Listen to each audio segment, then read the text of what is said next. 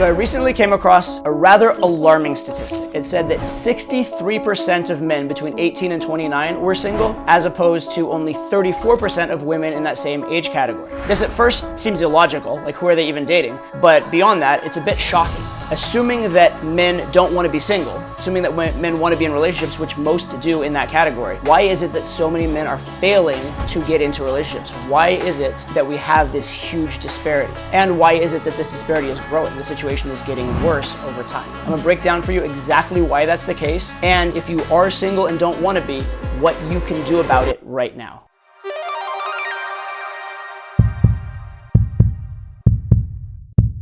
So I'm gonna give you a bunch of reasons why this is happening. I can't identify exactly what's the number 1, 2, 3, 4 reason in order or whatever, but I know these are the reasons that are all coming together to create this phenomenon. And the first reason I want to talk to you about is online dating and social media. Online dating and social media have a very interesting effect on the male-female dynamic, because in sort of a tribal society or a society where people are in little niche groups, one really high-value guy can only date so many girls. He can only date maybe one girl per group, and he's not being value shown to as many girls as he could be. Whereas with something like online dating, a good dating profile can be seen by hundreds and hundreds of women, and a guy who's good with online dating can have a different date every single night of the week without any of the girls ever meeting each other, without it affecting his social reputation, etc. Social media takes this even further. For the absolute most high-value men, or at least the most high-value men on social media, they could have literally millions of followers, women who would throw themselves at them all the time. And so this ability to market and broadcast yourself allows a few very high value men to be sleeping with or dating the amount of women that is way out of proportion to whatever could have been done other than by like a medieval lord. One other side effect of social media is what we call the Jenny from the village phenomena. And this is the idea that maybe you're in some small town or some small village and you had that one really hot girl in your village. Well, growing up, she would be likely to date just the highest value guy in that village. But nowadays with social media, she is exposed to many high value guys outside the village, and also they may discover her. She may get discovered by a modeling agency or an acting agency or just some high value rich dude who likes her, and she gets flown out to a big city, and now the high value dude in the village doesn't have Jenny to date. He ends up with a lower tier of dating options. Oh, and one more asterisk on that, Jenny from the village now has the ability to start an OnlyFans account. So think about that. So in summary, online dating and social media have definitely skewed the dating market towards a few high value men and taken away from a lot of other men who would have had a much easier time dating before. And specifically when I'm talking about online dating, I don't just mean the super celebrities of the world. I mean the top 10% of guys who know how to market themselves are taking the dates of the other 90% of guys. Obviously, a lot of this channel is dedicated to helping you to be in that top 10% instead of the other 90%. The next major societal shift that's affecting dating has to do with how we work. From the 1980s to today, a lot of work has gone from work where you're with people interacting to work where you're sitting on a computer. And that dramatically changes how people date. Most people, or a lot of people, used to meet during work. They used to meet their coworkers, they used to socialize with their coworkers, that sort of thing. Now work is a much less social activity. Also, recently, more and more work has become remote, which means not only are you sitting staring at a computer and not interacting with anyone, but you might not even be in the same building as the people you're working with. So again, these are fewer opportunities for you to meet your coworkers, and that means directly you're not going to meet and date your coworkers. It also means you're not going to meet and befriend your coworkers and go out for a drink and then meet someone there. So all of this is creating more and more isolation in our lives. And obviously, the fewer people you meet, the fewer people you are going to date. And a side effect of this, by the way, is it drives even more people in their dating pursuits to social media and online dating, which means that that first trend is even more powerful. In addition to the manner in which we work having changed, another demographic shift is the lack of the third place. And if you don't know what the third place is, this is an idea Starbucks kind of created in terms of their ambiance, where they wanted to create a place besides home and besides work where people would hang out and spend time. But people are doing that less and less these days. People are spending less time in cafes and sitting around at restaurants, especially in the United States. People are joining fewer activities. Again, more and more of our life is online. More and more of our life is conveniently remote. Even things like the gym, more and more people are doing the gym at home. Fewer people are meeting at the gym. There are just fewer shared activities than there once were. This next factor is sort of a mix mix of psychology, situation, and society. So stick with me for a second, but this is one of the biggest factors and one of the most important ones. So because of a lot of the factors I've mentioned before, whereas before just being a social person would lead you to likely date, nowadays dating has become a discrete skill because you're not naturally meeting women through work because there is this disparity that we talked about with social media, etc. Now actually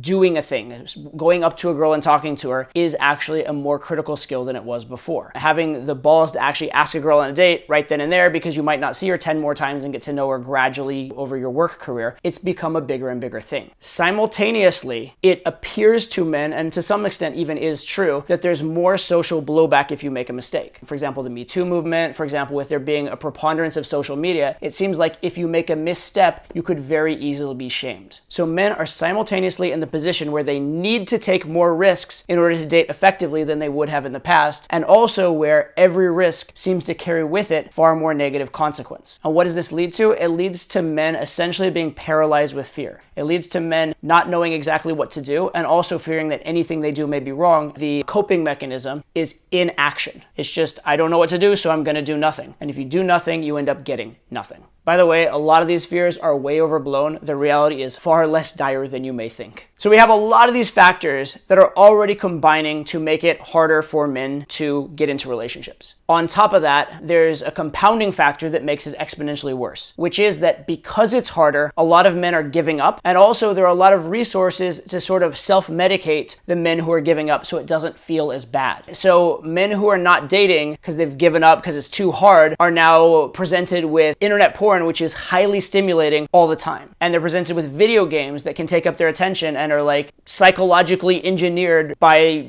geniuses to make them incredibly addictive and to make them incredibly fulfilling. So it's much easier to get your sort of emotional stimulation and much easier to feel good from these sort of like intangible fake things than it is to go try in the real world. That combined with frustration leads to a lot of men just giving up and actually exiting the dating game semi-voluntarily. Involuntarily and then voluntarily afterwards. By the way, there's also one other factor in this statistic, which is not a negative factor and has always been the case, which is that always older men have dated younger women in general. So that's the bad news. Here's some good news. Number one, part of the disparity between women between 18 and 29 being single and men between 18 and 29 being single has always existed and is normal and natural. You see, as men, our value tends to increase with age, right? We get more experience, more success, more resources, more influence, more dating experience and ability to please a woman. All of that comes to men with age. So it has always been the case that it gets easier for men to date as they get older up to a point. And simultaneously, it gets harder for women to date as they get older because, biologically, they become less viable as producing offspring and therefore they're less attractive, etc. as they age. So this is sort of a natural thing and there's always been this disparity. So not all of the gap has to do with all of these societal factors and not all of this gap is created by negative factors. Also, there is a solution for you, whatever age you are, and here's that solution. The solution is simple, but it requires work. It's basically 2 steps. Step 1, leave the house often. Counteract all these different factors. Just because there aren't as many third places and people aren't meeting and going out and socializing as much doesn't mean you can't. You can join a gym. You can join social clubs. You can go do your work at cafes. You can meet your coworkers, etc., etc. Just because society is shifting in that direction doesn't mean you have to. You can create a life where you are social. And you definitely should be going out and meeting women rather than being on the internet watching porn or just immersing yourself in video games your entire life. Leave the house. Put yourself in social situations. Because again, a huge amount of the factors leading to this are simply that it's easier and easier and easier to just stay home. Fight that. Fight the inertia of staying home. Go out, get in the world, have a social life. Interact with the real world, not the fake online world. Number 2, develop a funnel. And this can be a variety of different things. A funnel is a marketing term that just basically means a way that you bring strangers into becoming customers, or in this case, strangers into becoming lovers and dates. How do you do that? There are lots of ways. Get good at online dating. That's a tremendous funnel. Get your social media good and be one of those guys that's attracting girls with a social media. That's a funnel, or at least a helper to a funnel that can be very, very effective. Go out and get good at walking up and meeting girls and then follow up with phone numbers. Have activities to invite girls to. Develop a funnel, develop a strategy, develop a framework for how you are going to bring yourself in contact with girls that you're interested in, and then what you're going to invite them to and how you're going to continue to see them so that they can become your dates. And again, there are a lot of different ideas for funnels. There are cold approach funnels, there are night game funnels, day game funnels, online funnels, but you have to have a plan. If you don't have a plan, you're unlikely to accident into the result you want. In fact, a lot of the trends that have made it difficult for most guys are actually because a few guys are succeeding wildly. And if you become one of those guys who has that skill set, you actually have a better opportunity to have a crazy, amazing dating life than you actually would have had in the past. So what is unfortunate for the vast majority of men actually is quite fortunate if you're one of the few men who has the intelligence, wherewithal, determination, and skill to actually succeed. Maybe the biggest takeaway in terms of attitude and in terms of approach from this video would be this. The way that society is structured is not going to take care of your dating life for you anymore. There may have been a time in the past where things were relatively easy in terms of that, and if you were just a cool guy, it would just happen for you. That's no longer the case. Nowadays, dating is a discrete skill, and you have to personally take control of your dating life. If you're not going to be responsible for your results, you're probably not going to get results. The fact that you are one of the few people who is,